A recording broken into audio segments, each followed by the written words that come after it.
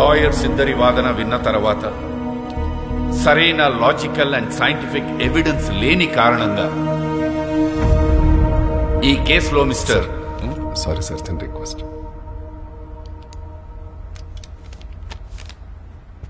ఎవరైనా నేను మిమ్మల్ని కలవాలని రిక్వెస్ట్ చేస్తున్నారు సార్. రమ్మను. ఆఖరి క్షణాన్న పర్సనల్ రిక్వెస్ట్ కింద ఈ కేసులో ఒక కొత్త సాక్ష్యాన్ని కోర్టులో ప్రవేశపెట్టడానికి నేను అనుమతిస్తున్నా.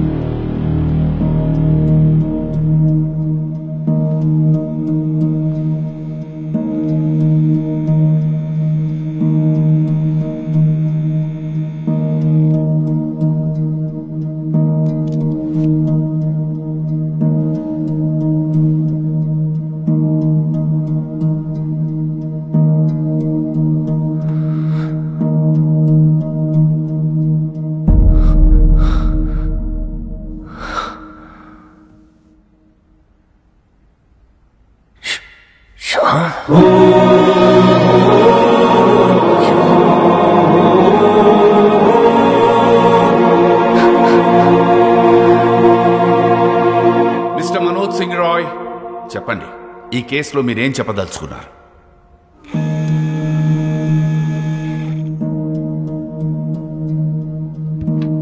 వాసుదేవే శ్యామ్ సింగ్ రాయ్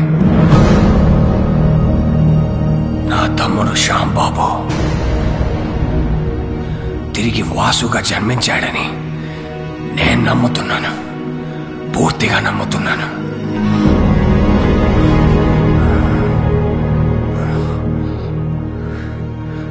అతనే Shyam Singh Roy.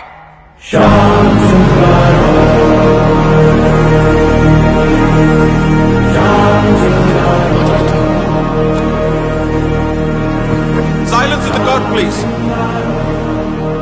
Please, thank you. Pardon me, Your Honor. Mr. Roy, వాసుదేవే Shyam Singh Roy అని 45 years బ్యాక్ మీ తమ్ముడు చనిపోయాడే, వాడిప్పుడు మళ్ళీ తిరిగి పుట్టాడని 85 years ఉన్న మీరు చెప్తున్నారు, మీరు నమ్ముతున్నారు. ఫైన్. కానీ ఇదే విషయం నేను, జడ్జ్ గారు, కోర్టు, ఈ పబ్లిక్ వీళ్ళందరూ ఎందుకు నమ్మాలి? Can you give me one good reason why? Vasu Shyam Singh Roy stories copy కొట్టలేదనడానికి మీ దగ్గర ఎవిడెన్స్ ఏదైనా ఉందా? శ్యామ్ సింగ్ రాయ్ వాసుదేవ్ గా మళ్ళీ తిరిగి పుట్టాడనడానికి మీ దగ్గర సాలిడ్ ప్రూఫ్ ఏదైనా ఉందా? I'm asking you mister Roy, please tell me. The court wants to know. ఉంది, ప్రూఫ్ ఉంది. నాతోనే అంతమవుతుందనుకున్న నిజాన్ని, సింగారాయ్ కుటుంబపు విషపు కోణాన్ని ఒకరు కోర్టులో బయట పెట్టారని తెలిసిన తర్వాత నా కాళ్ళు చేతులు ఆడలేదు.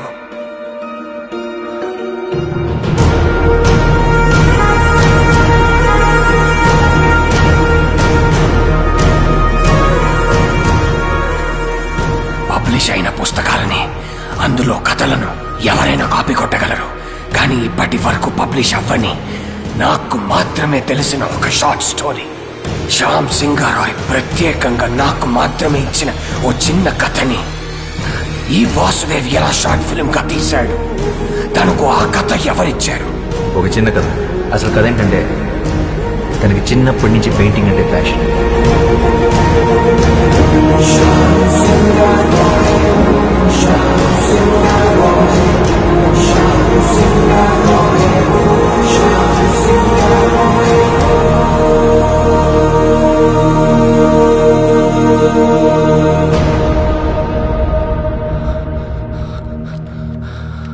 శ్యామ్ తన స్వదస్తురితో నాకు మాత్రమే ఇచ్చిన ఈ కథ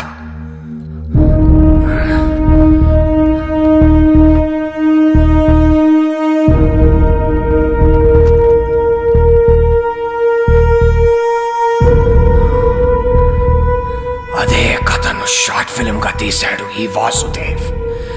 ఎలా?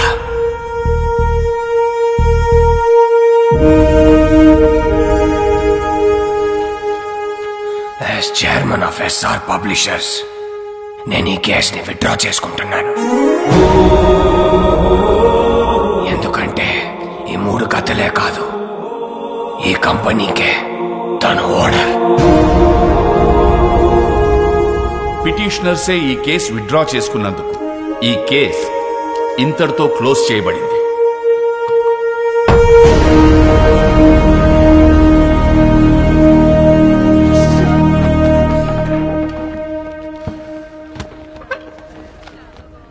నేను ఓడిపోలేదు, కానీ నువ్వు గెలిచావు.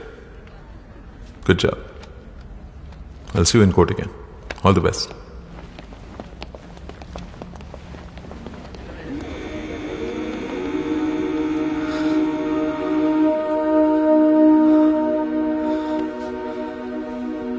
మన్ను,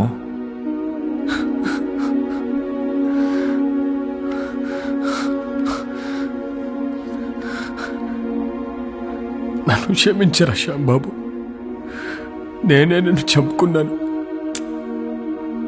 అన్నయ్యలు అంత పని చేస్తారని నిజంగా నాకు ఆ రోజు తెలియదురా.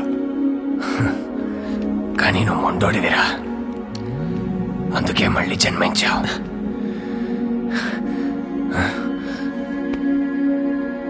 నీ కథలే నిన్ను గుర్తుపట్టాయి, నీ కథలే నిన్ను కాపాడుకున్నాయి. ఈ ఆస్తి, ఈ కంపెనీ అంతా నీదేరా, తీసేసుకో. ఏం చేసుకోవాలరా దాంతో? జీవితాంతం తోడుంటానని మాటిచ్చి పెళ్లి చేసుకున్నాను రోజీని. మధ్యలోనే వదిలేసి వెళ్ళిపోయారు. ఆఖరి క్షణం వరకు ఎదురు చూస్తుంటుంది నేను తిరిగి వస్తానని. మళ్ళీ ఎందుకు పుట్టాను కూడా అర్థం కావట్లేదురా.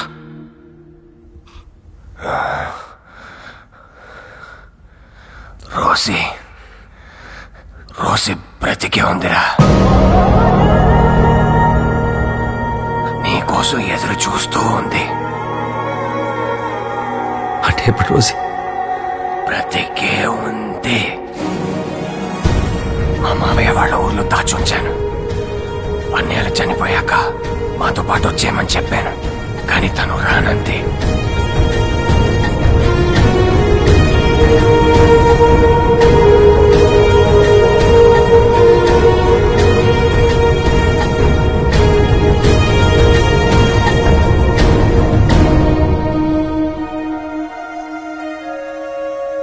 తన సంకల్పం గొప్పదిరా, అందుకే నువ్వు మళ్ళీ జన్మించావు. ఇది నీతో చెప్పడానికే నేను ఇంకా బ్రతుకున్నాను అనుకుంటా.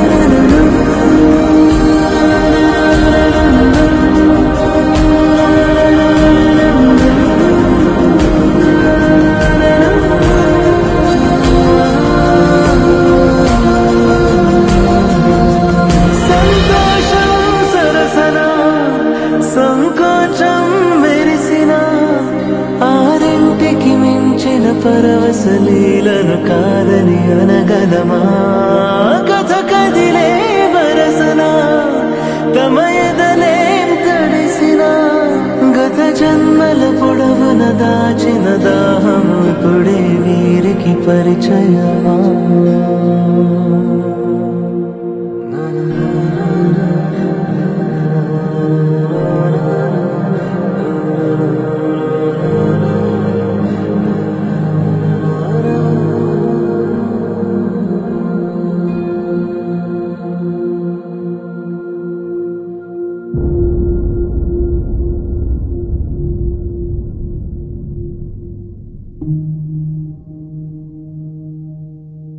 ఇలా ఒక అమావాస్య రోజు నీ ఒడిలో పడుకొని నిన్నే చూస్తూ మా మీద చిరునవ్వుతూ చనిపోవాలనుంది.